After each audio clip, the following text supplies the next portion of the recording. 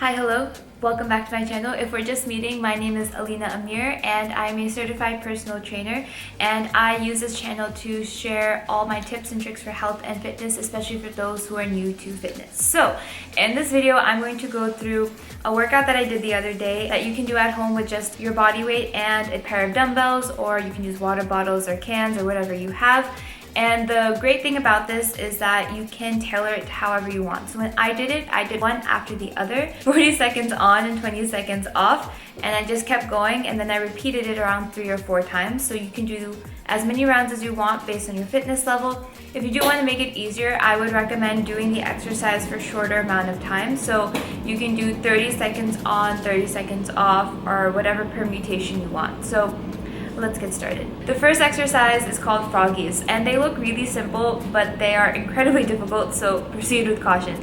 This is an exercise that I did to replace squats or lunges just because I wanted to try something different, and it works your quads, so the front of your leg, and your hamstrings, the back of your leg. It's kind of like a combination of a squat and a deadlift, and what I also like about it is that you kind of get a really great stretch in your hamstring when you do it. Place your elbows against your knees, bend down as if you were doing a squat, extend your knees, and then bend them, and then you can just repeat the motion. To make this easier, essentially just bend your knees less so that it's a smaller range of motion. And if you do want it to be more challenging, then you can just fully extend your knees or your legs. The great thing about this exercise too is that there's no jumping involved, so you really get a good workout for your legs in without having to annoy your neighbors or just hurt your knees by jumping from one side to the other, which happens when you're doing lunges or squats or anything like that that's plyometric. The next exercise is a dumbbell row. So for this, I'm using dumbbells, but if you have water bottles or cans, again, you can use that instead, or even a band.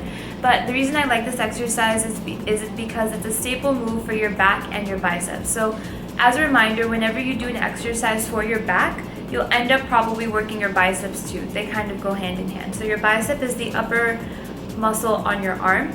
And when you're doing this exercise, a few things to keep in mind is keep your legs slightly bent. That'll help with keeping your back straight. So keep your back straight as well. Keep your core as tight as you can and your elbows close to your body. Bring the weight close to you and do it slowly. So this is not a race. I just want you to do the exercise continually for however long you're doing it, 30, 40 seconds. And the reason I want you to go slow is because when you're at home, you have lower weights to work with. You don't have the machines to help you. So to increase tension and to make the exercise more beneficial, one of the ways to challenge yourself more is by going slower.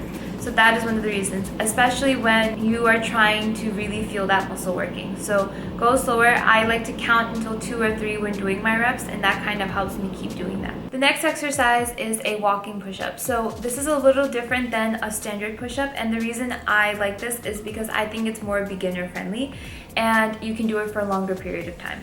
Essentially, you're going to place yourself in a normal push-up position, move your left arm farther away, do a push-up, move your left arm closer, your right arm farther away, do a push-up, and repeat.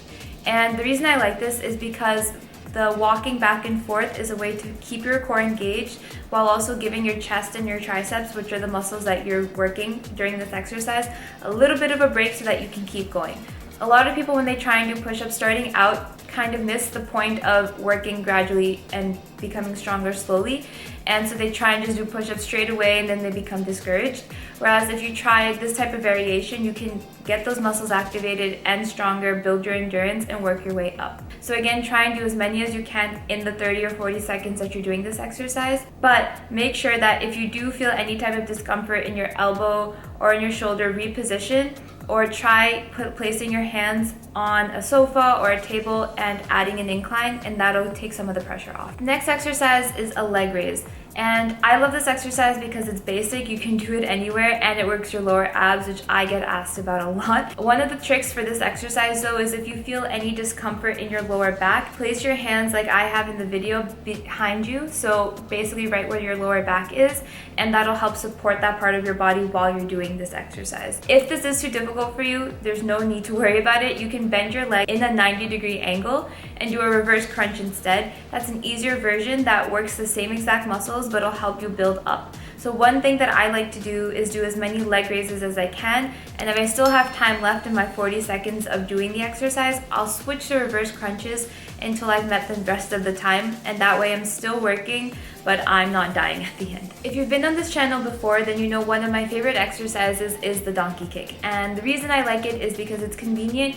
You don't need any equipment if you don't want to use it, and it's very beginner friendly. Your joints will be okay, it works your core, it's a wonderful exercise. I'm using a weight for this to make it a little more challenging. You don't have to do that. You can do it just body weight and you'll still feel it. Just make sure that your arms are straight, your back is straight, and that you are keeping your core really tight during this movement and focusing on working your glutes to bring your leg up. A trick that I use is to use my heel and pretend I'm pushing the ceiling up with my heel, and that actually helps you activate the right muscles so you don't feel it in your quads or anything like that, but specifically in your glutes, which is the muscle you want to target. Next exercise is a curl to press. I like this because it's like a hybrid exercise and you work two muscle groups at the same time. So the curl part of this exercise will work your biceps, which again is the front muscle on your arm, and the press will work your shoulders, predominantly the front of your shoulder. By combining both, you're basically just activating more muscles at once, which gets your heart rate going faster. I think it's just a really fun way to also build some type of resistance training in terms of switching muscle groups back and forth, which gets your mind working as well and your coordination. When you're doing this exercise though, keep the weight conservative and lighter because you don't want to hurt one muscle group just because you want to challenge the other.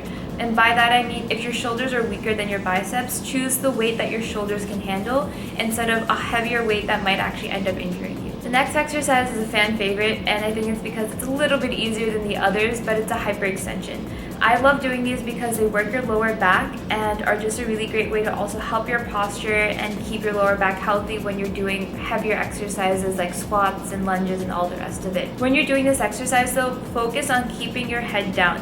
We always want to look up and see what's going on around us, but that can actually injure your back and make the exercise less effective. So keep your eyes on towards the ground so that your head is in line with your neck and your back when you're doing this, and go slow. The best part about this exercise is that the slower you go, the more you actually end up feeling it because there's more tension on the muscles.